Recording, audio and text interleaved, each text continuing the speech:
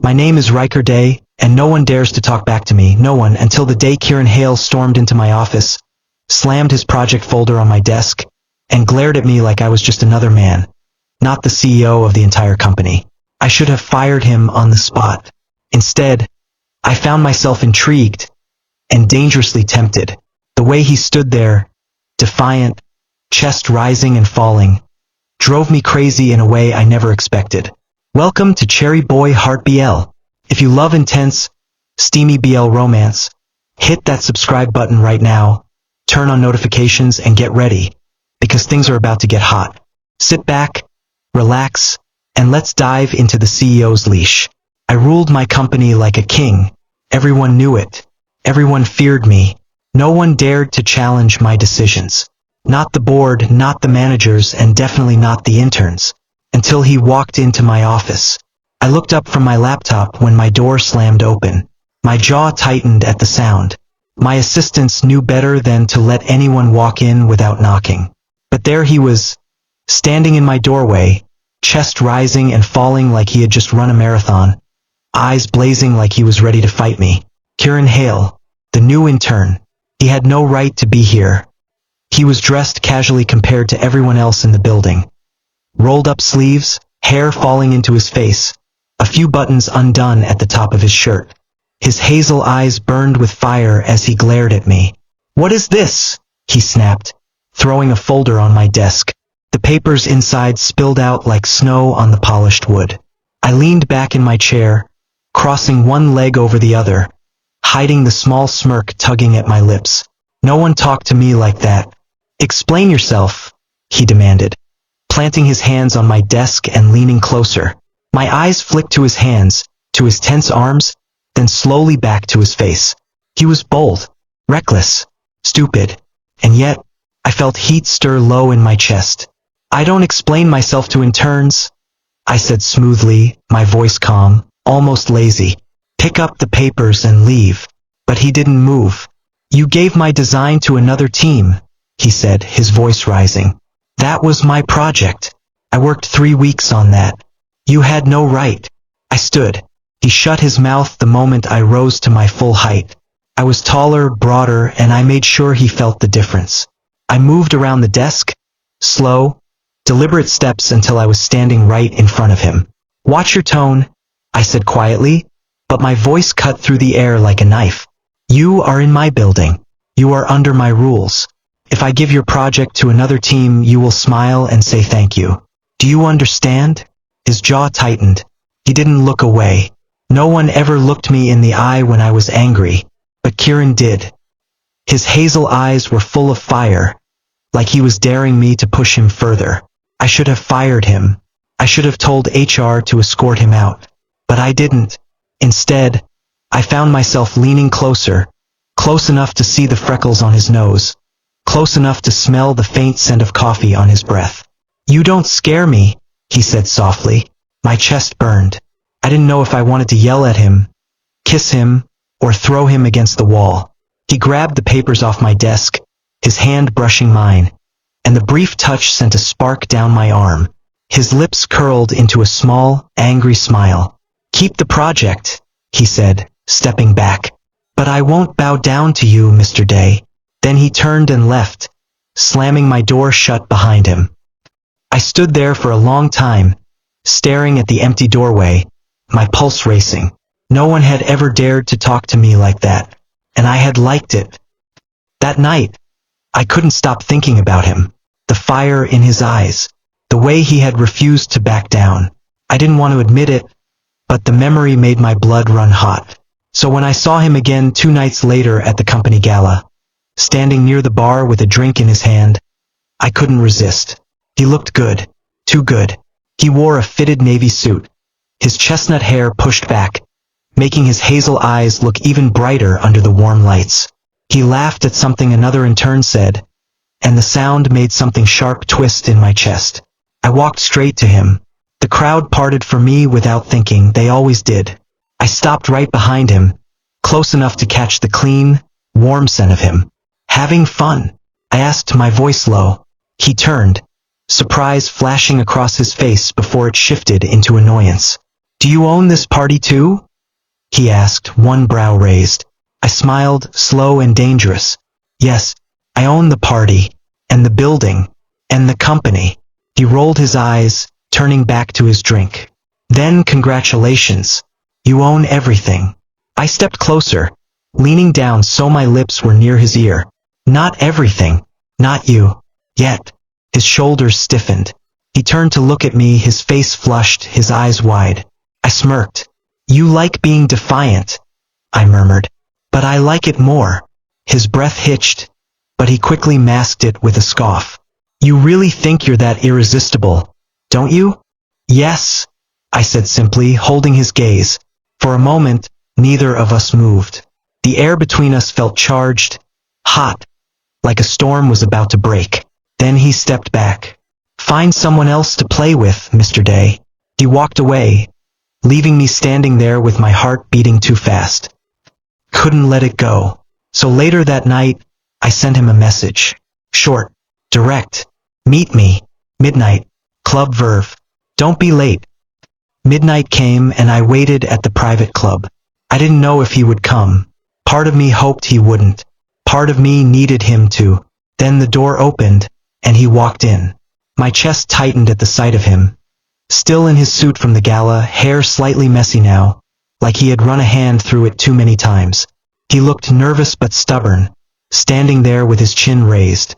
You came, I said softly. Just to see what game you're playing, he said. I smiled slowly, stepping toward him. This isn't a game, Kieran. It's an invitation. He frowned. Invitation to what? I stopped right in front of him, close enough that I could see the pulse in his neck. To a world where you can let go, where you don't have to fight so hard, where I'm in control and you can just breathe. His breath caught. I could see the war in his eyes. He wanted to say no, but something in him was curious. Why me? He asked. Because you're the only one who has ever looked me in the eye and refused to kneel, I said. For a long moment, we stood there in silence, staring at each other. Then he took a step closer.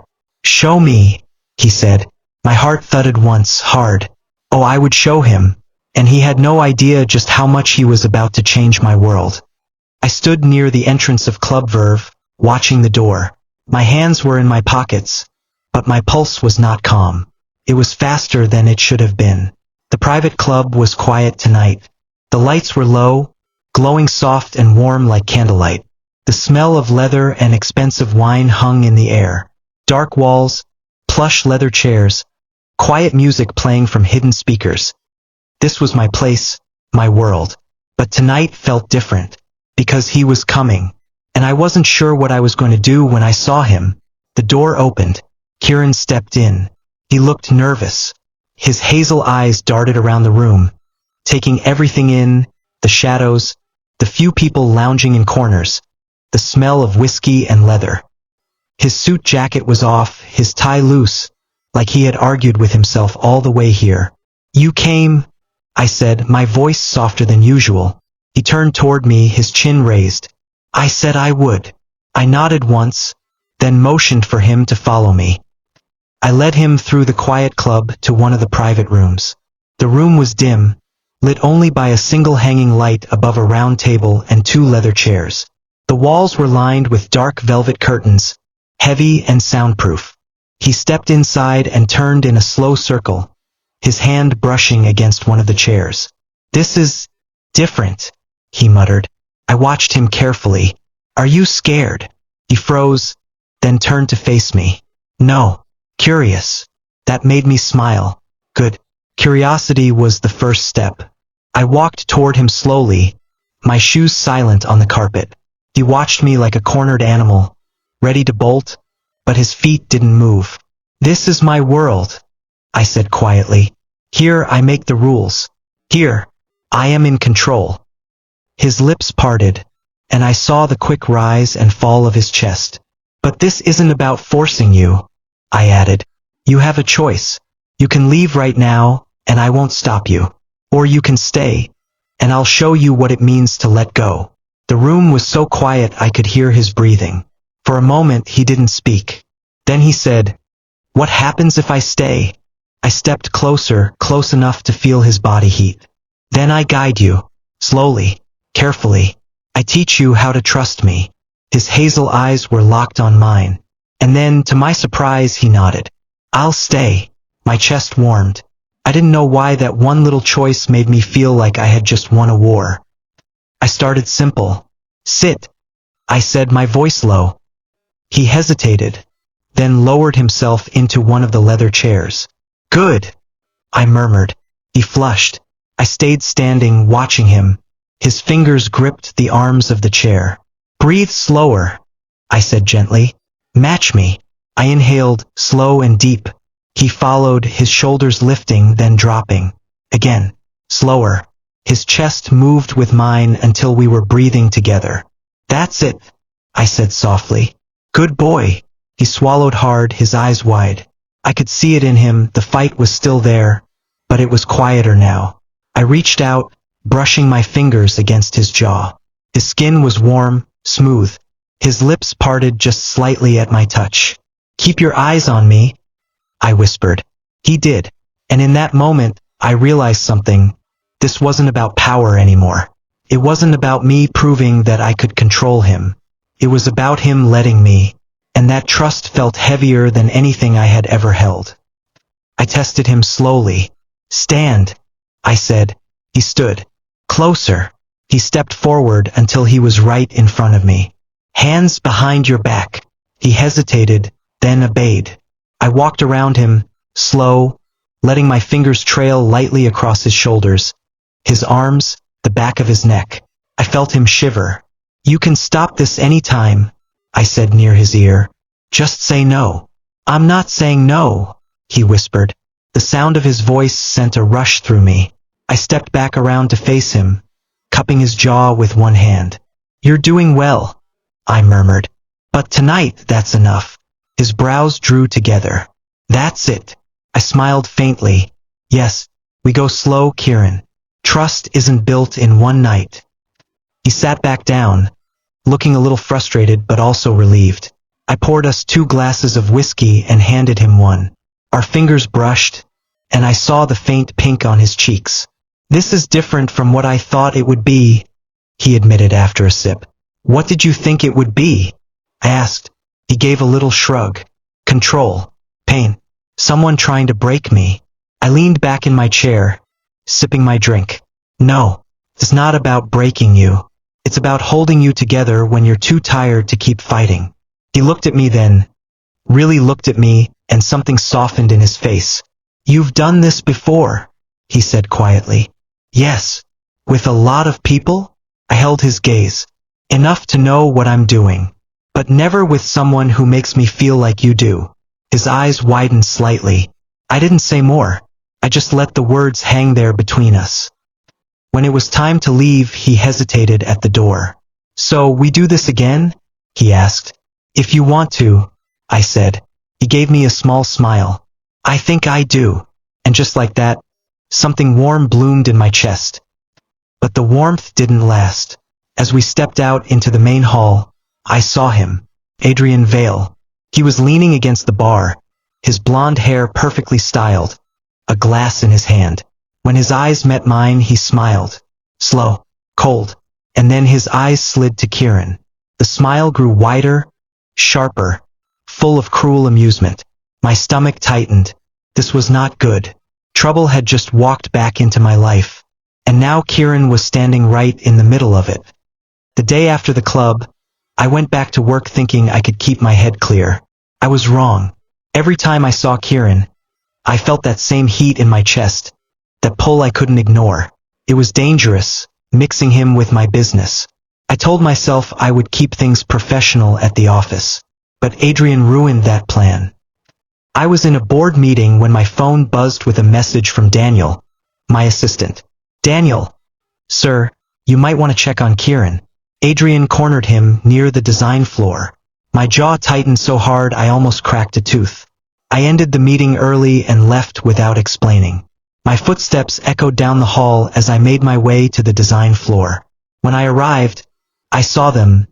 Adrian standing too close to Kieran, smiling that smug, cruel smile. Kieran's hands were clenched at his sides, his jaw tight. You really think he'll keep you? Adrian was saying. Riker doesn't do relationships. He collects people like trophies. And when he's bored, he throws them away. Something in me snapped. Adrian, I said sharply, my voice cutting through the air like a whip. He turned all fake charm. Riker, we were just talking. Leave, I ordered. His smile didn't fade. I was only warning the kid.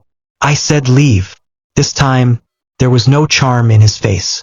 He glared at me for a long moment, then walked away, his shoulders stiff. When he was gone, I turned to Kieran. You okay? I asked. He didn't answer right away. He just looked at me, his hazel eyes burning with something I couldn't read. I need to talk to you, he said finally, his voice low. That night, he came to my penthouse. The city lights spread out behind him as he stood in my living room, his arms crossed. What Adrian said, he began. Is it true? Do you just use people and throw them away? His voice wasn't angry, it was hurt, and that hurt stabbed me like a knife. No, I said firmly. He raised a brow. Then what is this, Riker? What are we doing? I ran a hand through my hair, pacing. I didn't do this. I didn't talk about feelings. But I couldn't lose him, not like this. Kieran, I said finally, my voice rough. I need control. Not because I want to break you. Because once, someone broke me. He blinked, surprised. I swallowed hard and kept going.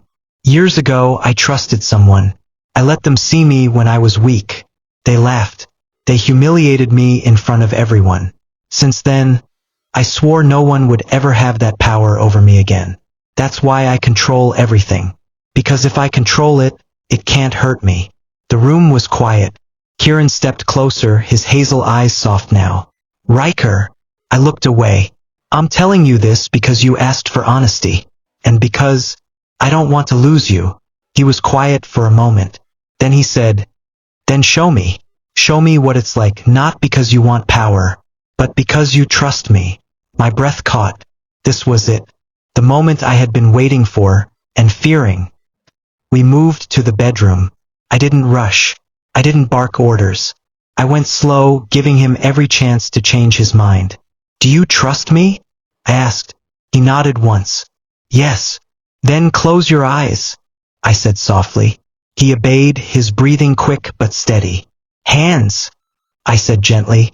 He held them out and I took them in mine, guiding them behind his back. I didn't tie him, not tonight. I just held him there, feeling the slight tremble in his fingers. Breathe with me, I said. We inhaled together, exhaled together. That's it, I murmured. Good. He shivered at the word. I moved closer, my lips brushing against the shell of his ear. You're safe here. I won't hurt you. He nodded, his chest rising and falling faster now. I touched him slowly, reverently. Not like a man trying to prove power, but like a man holding something precious. Every sound he made, every little gasp, made my chest ache with something deep and hot. When I finally kissed him, it wasn't rough. It was slow, hungry. He kissed me back, willingly this time. And when I guided him to the bed, when I asked him to let go, he did. Not because I ordered him, because he chose to. Afterward, he lay against me, his hair damp with sweat, his breathing soft. You were gentle, he said quietly. I wanted to be, I said, brushing my fingers through his hair. You deserve that. He smiled faintly against my chest. So do you. For a moment, everything felt perfect. The world outside didn't exist. It was just me and him breathing the same air, feeling the same heat. But peace never lasted long in my world. The next morning, Daniel burst into my office, his face pale. Sir, you need to see this, he said, holding out his phone. I took it and my blood ran cold. Photos, private photos of me, taken at the club with past partners with Kieran last night. All leaked to the media. My phone buzzed again. Board members, reporters, investors, and in my chest, a slow, dark anger built. I knew exactly who did this. Adrian. And he had just started a war. The photos spread faster than wildfire. By the next morning, the headlines were everywhere: CEO Riker Day's dark secret world. Scandal rocks Day Enterprises. Mystery intern seen in leaked photos. My phone didn't stop buzzing. The board called an emergency meeting. I stood in the conference room, staring at the long table filled with powerful men and women who thought they owned me. Their faces were pale, angry, worried about stock prices and public image. Riker, the chairman said sharply, we need damage control. Effective immediately, the intern has to go. You can't be seen with him again. My jaw clenched. No. Excuse me? No. I said again, louder this time. One of the board members leaned forward. This isn't personal, Riker. It's business. Our investors are panicking. You end this or we do. I gripped the edge of the table so hard my knuckles turned white. My mind was screaming. I could shut this down, fire Kieran, save the company's image. That's what the old me would have done. But the thought of looking Kieran in the eye and telling him he didn't matter, it burned. I left the meeting without giving them an answer. I found Kieran waiting in my office. His hazel eyes were calm. Too calm. You're not going to fight for this, are you? He asked quietly. I am, I said. But I have to be smart. The board. He held up a hand. I'm not going to be your secret anymore, Riker. If you want me, you have to choose me. Out loud. Not behind closed doors. My chest tightened. This is bigger than us, Kieran? I said, my voice rough. If I lose this company, then maybe you'll finally be free, he said softly. I stared at him, stunned. He stepped closer, and for a moment I thought he might kiss me. But instead, he pressed something into my hand. The silver bracelet I'd given him. I'm not your hidden thing, he whispered. When you decide what matters more, power or me, you know where to find me. Then he walked out, and this time I didn't stop him. The penthouse felt empty that night. I sat in the dark, staring out at the city. The glass of whiskey in my hand had gone warm, untouched. I had everything: money, power, control. But all I could think about was the look on his face when he handed me that bracelet. Losing him hurt worse than losing control. I could rebuild a company. I could fight the board. But I couldn't rebuild him if I broke him. And for the first time in years, I was afraid. The next morning, I called a press conference. The board fought me on it. Daniel tried to talk me out of it. But I was done hiding. I stood at the podium, cameras flashing in my face, reporters shouting my name. This leak was an invasion of my privacy, I said, my voice cold and sharp. But I won't apologize for who I am. And I will not apologize for who I love. Gasps rippled through the room. Yes, I continued. The man in those photos is Kieran Hale. He is my intern. And he is also the person I have chosen to share my life with. The reporters went wild. The board would probably try to kill me later. But for the first time I felt light, because I had chosen him. After the conference, I didn't go back to the office. I drove straight to Kieran's apartment. My heart was pounding so hard I thought it might break through my ribs. When I knocked, he opened the door. He didn't look surprised to see me. He just crossed his arms and leaned against the doorframe. I saw the press conference, he said coolly. Good, I said, stepping closer. I meant every word. He tilted his head, hazel eyes shining with something unreadable. Words are easy, he said softly. Prove it. And just like that, the storm inside me roared back to life. I would prove it, in every way possible. And when I did, he wouldn't doubt me again. I didn't sleep that night after Kieran told me to prove it. I sat in my car outside his apartment for almost an hour, thinking, planning, fighting with myself. My whole life had been about control. But if I wanted him, really wanted him, I had to give some of that control away. So when I knocked on his door the next evening, I was ready. Kieran opened the door, wearing a soft gray shirt and dark sweatpants, his hair a little messy. He didn't look angry anymore. He just looked curious. I wasn't sure you'd come back, he said. I wasn't sure I'd leave until I did, I said quietly. He raised a brow. So, what's your proof? I stepped inside and closed the door. My heart was hammering, but I forced myself to meet his gaze. "Tonight," I said, "I'm not in charge. You are." His eyes widened. "Wait, you mean—" "Yes," I said, pulling off my jacket and tossing it on the couch. "No commands, no control. I follow your lead." For a long moment, he just stared at me like he couldn't believe what he was hearing. Then, slowly, a smile spread across his face. "Oh," he said softly, "this should be fun." I stood there waiting. My palms were sweating, which almost never happened. Kieran circled me like he was trying to decide what to do first. "You really mean it?" he asked. "Yes. You're just going to do what I say?" I nodded once. "As long as it doesn't cross my limits, yes." He grinned. "Good." He stepped closer until we were chest to chest, his hazel eyes gleaming with mischief. "Then sit down," he said. I obeyed. The couch was soft beneath me, but my whole body was tense. It wasn't fear, it was something sharper, hotter. Kieran climbed into my lap, straddling me. My breath caught. "Look at you," he teased, running a finger down my jaw. "Mr. Control, letting someone else be in charge." I swallowed hard. "Don't get used to it," he chuckled. "Oh, I plan to." He took his time with me. Slow touches, soft commands. "Hands behind your back," he said softly. I obeyed, feeling my chest tighten at the act of giving up that little bit of control. He leaned in close, whispering in my ear, "Good boy." The words sent a shiver down my spine. Kieran kissed me then. Not the gentle kisses we had shared before, but deep, hungry, like he had been waiting for this. I let him lead, let him take from me whatever he wanted. And for the first time in years, I felt weightless. Later, we ended up tangled together on the bed, both of us breathing hard, the room warm and quiet. Kieran lay with his head on my chest, his fingers tracing idle patterns over my skin. "So," he murmured, "how did it feel, not being in control?" I stared at the ceiling for a long moment before answering. "It felt—" I paused, searching for the right word. "Free." He looked up at me, surprised.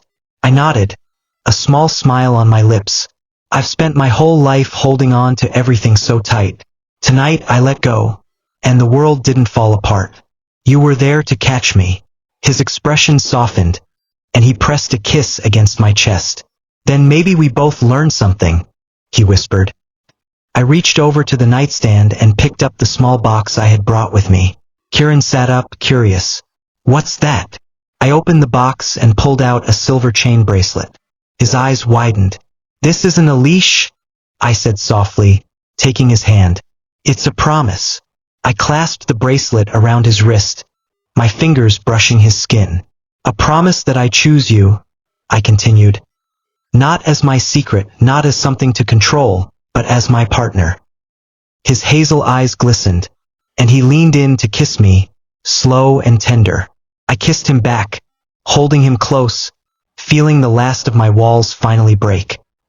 When we finally pulled apart, I rested my forehead against his. For the first time, I whispered, I wasn't in control, and I didn't want to be. His smile was soft but full of fire. "Good," he said, his fingers tightening around mine. "Because I'm not letting you go." And for the first time in years, I knew I didn't want to run. I wanted to stay. With him. Always. If you enjoyed Riker and Kieran's fiery tension, don't forget to like, comment, and subscribe to Cherryboyhearts BL. Your support keeps these stories coming. Drop your thoughts in the comments. Whose side are you on? Riker's or Kieran's? See you in the next episode, where the heat only gets hotter.